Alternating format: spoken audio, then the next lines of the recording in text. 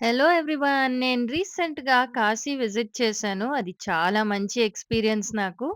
ఈడ గంగా నది పక్కలో ఒకడు రుద్రాక్షి అమ్మేది చూశాను. ఆ పండు లోపల ఉండే విత్తనమే ఆ రుద్రాక్షి. ఇల్యూకార్పస్ గ్యానిట్రస్ అని ఒక చెట్టులో పండుతది ఈ పండు.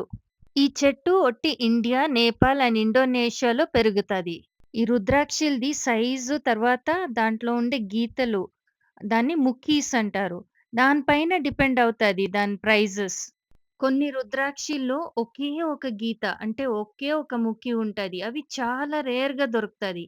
అవి 50,000 నుంచి 1,00,000 రూపాయల వరకు ఉంటది. ये कितना? 30 वो 20 वो 50 రుద్రాక్షిల గురించి నాకు తెలిసిన ఇన్ఫర్మేషన్ అంతా మీతో షేర్ చేశాను.